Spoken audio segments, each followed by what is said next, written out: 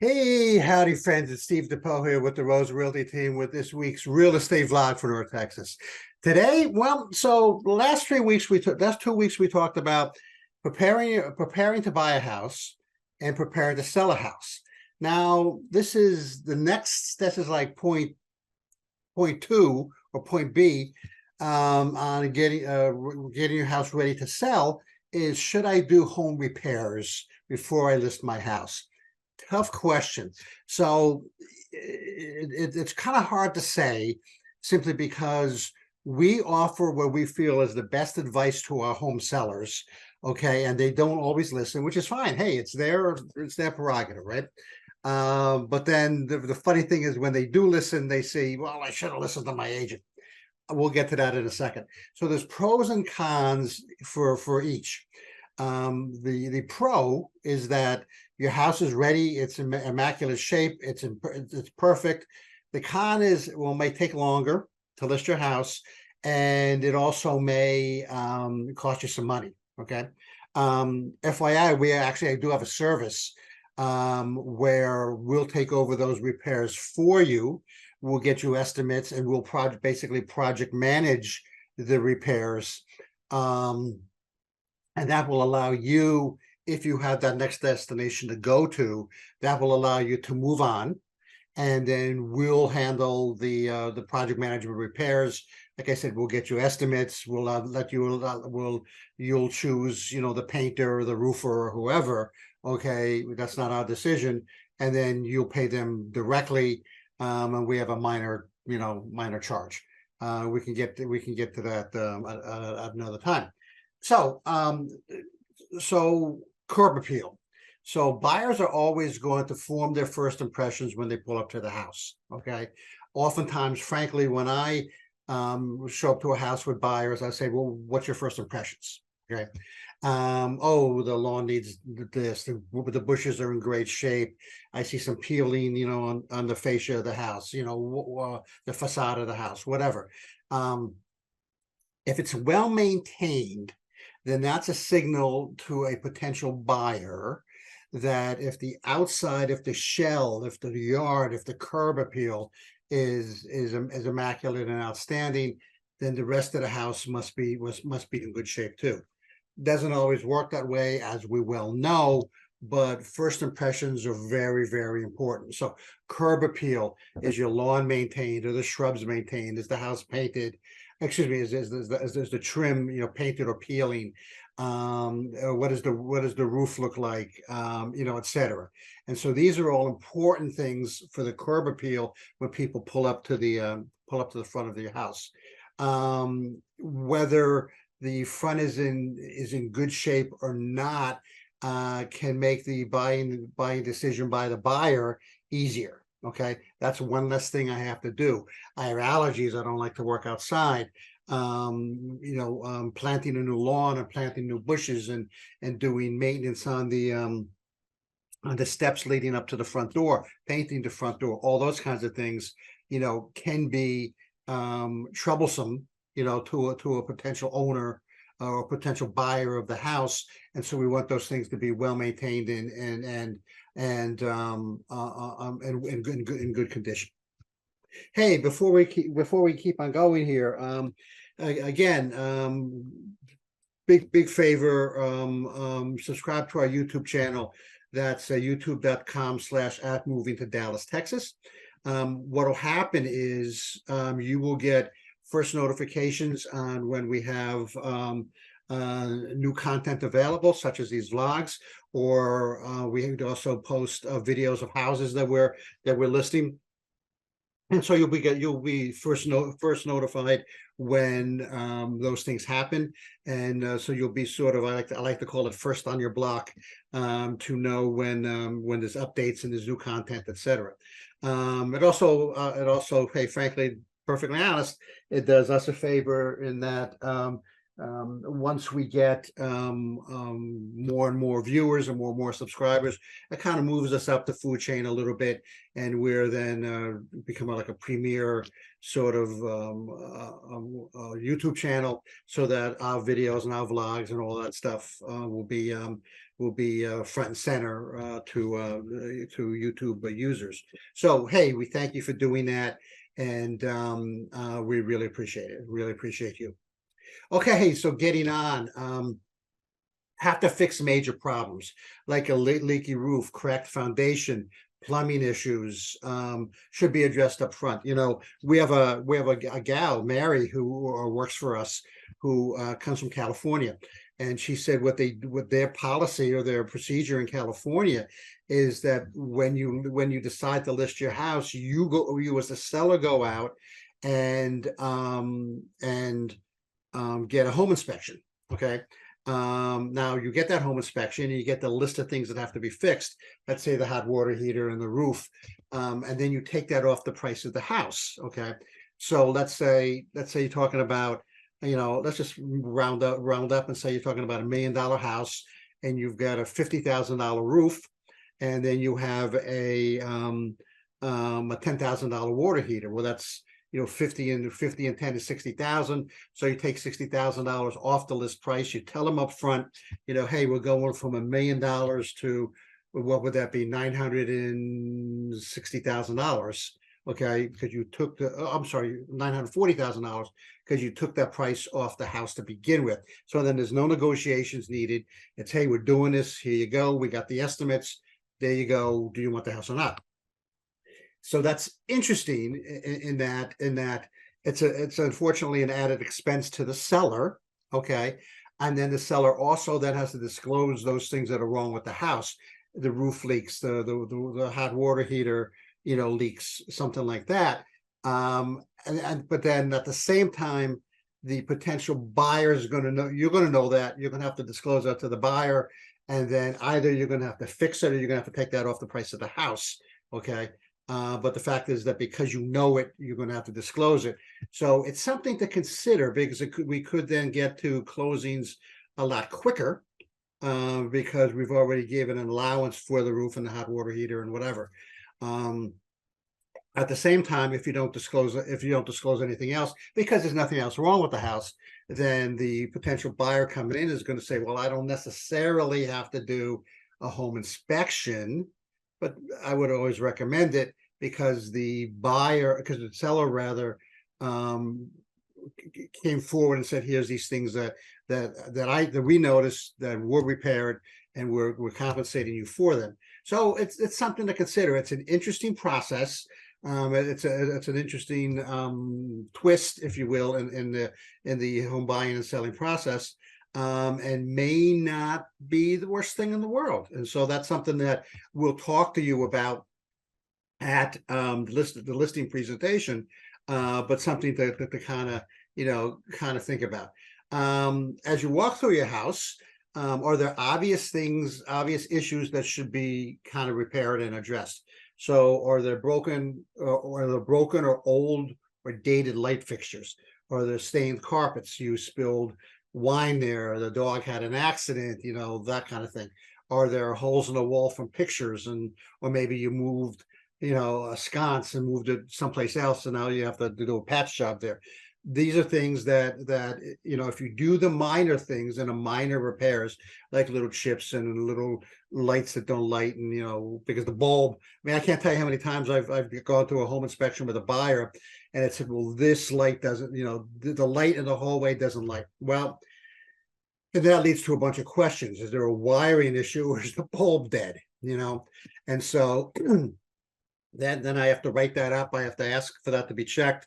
And then the homeowner says, yeah, it was just a stinking bulb I had to repair, but if you do that up front and you check those things, you check bulbs and those things up front, then it really helps, during the selling process.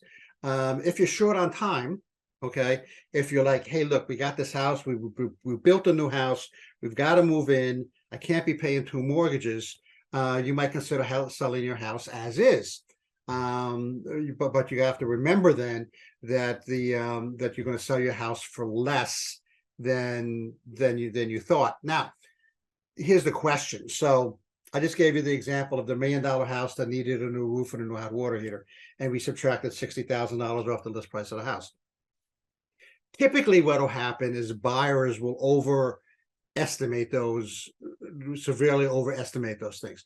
This roof isn't worth 50, it's worth $80,000, that type of thing. So it's always better to have them done up front.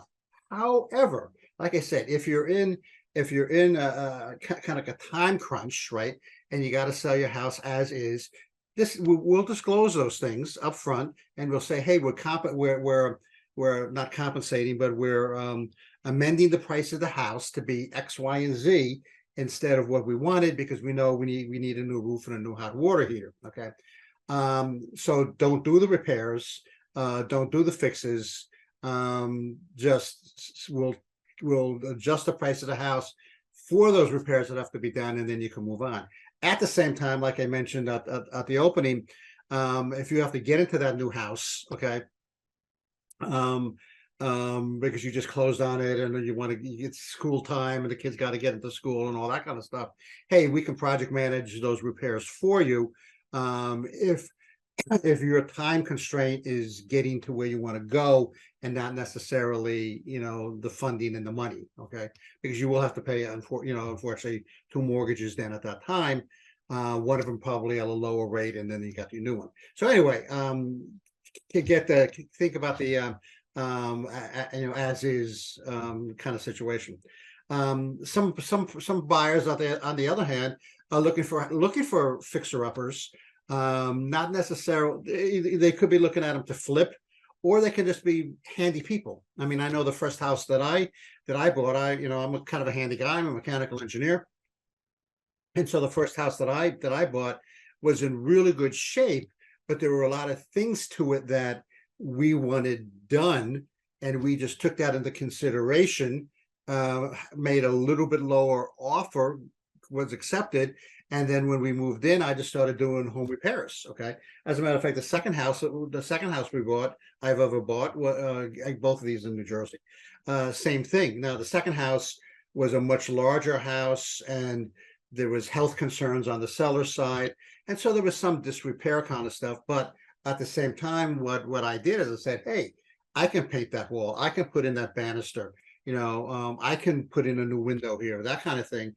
And so I did. And so I took advantage of that lower price and put that money I saved sort of towards repairs and that kind of stuff. And then we knew that those 2 houses needed a little TLC to kind of bring them up to neighborhood standards. And we did that. And so once you did that, then the equity we had built up in the house, the value of the house kind of went up real quickly because I did those repairs. Because then they were now we were like, even with the rest of the neighborhood. So it's something to consider. Focus on the small things. There's a lot of the small budget friendly kind of fixes if you're thinking about these things. So replacing broken door handles or patching holes in the wall, updating outdated light fixtures, and maybe some painting. Here's an example that I had mentioned before, and it was kind of a situation where the seller had to leave the house. Okay, they were going to a new location. A new location was ready, and so they wanted to get there. Essentially, they didn't have to leave the house, but they wanted to get to that new location. And one of the things that we had recommended was painting the inside of the house. Inside of the house was probably 5 different colors, which kind of all went together. But I couldn't tell you how many times I was doing open houses and people said, yeah, well, this is yellow and that's blue and that's brown, and I just said, hey, paint is cheap. Now, a lot of people can't look beyond the fact that the main living room is yellow. Okay. It fit them, it fit the sellers. It was, maybe her favorite color, or, his favorite color, or reminded them of the first house they lived in, whatever, but we were kind of going for like a neutral tones, neutral colors. And they said, we're just not going to paint the house. Well, the house was listed for a period of time, and a lot of the feedback we got was the paint, the inside paint, inside paint, inside paint. And so finally we convinced them and said, okay, we'll pay, we got them 3 quotes. And we said, okay, now we're gonna paint, let's paint the inside of the house. They said, okay, and a week later the house sold. Literally a week later the house sold. Okay. So we're not making these recommendations to spend your money. Okay. We're making these recommendations to have your house sell quicker and for the price that you want it to sell at. Okay. So these were things that in this particular case, they were small. I call it a small fix because the seller didn't paint the house. I didn't paint the house. We hired somebody to do it. And so it's a small fix. Paint is a small fix as compared to, the roof leaks. Okay. So again, small things, chips in the wall, broken door handles, that kind of thing, squeaky doors. Those are all things that will just, add, if you fix them, will just sort of add value and give people confidence that, they're buying a good house and they're not being taken advantage of. Ultimately, the decision when you list your house whether to do those repairs is yours. Like I said in previous vlogs, it's a business decision is what it is. Okay. And so should we do these repairs? Will we get the return on investment of these repairs? Or are we just flushing money? Okay. And so depending on what it is, okay, inside paint, because people can't look beyond the paint for some reason. Something major like the roof. Hey, we work with different roofers, one in particular that will go back in time and will say, hey, this house, the roof was shot on this house, and there was a hailstorm 5 years ago, and nobody put in a claim. Let's put in a claim now to have that repaired, and he'll get the roof replaced or repaired at no charge to anybody except for maybe a deductible. So it's at that point it's a business decision. Will doing this repair or making this fix have my house sell faster at a higher value or a higher price than if I didn't do it? Okay, and that's something we can help you with. Some things are give you a higher rate of return, high return on your investment than other things, and we can help you kind of decide which of those things makes the most amount of sense for you in your particular situation. I hope that was helpful. Deciding on whether to do repairs or not, is kind of like I said, it has to be a business decision, number one. But number two, it's a tough thing because you're in a lot of instances, people make repairs and make changes to their houses when they're ready to sell, and they don't always. It's almost like flushing money to some degree, but it makes the house sell faster at a higher price. Okay. But they don't always get their return on the investment, and they don't always get the money out of those repairs. Okay. Hey, again, I hope that was helpful. Hey, next week we're going to talk about the buyer agent or buyer rep activities. What does a buyer agent do, to help when you're buying a house and you employ a buyer rep? What are those activities that rep is going to do for you that is maybe not as transparent, not as obvious as you think, and this is where frankly the buyer rep earns their money. Hey, this is Steve. I am with the Rose Realty team. Have a good week. See you next Friday.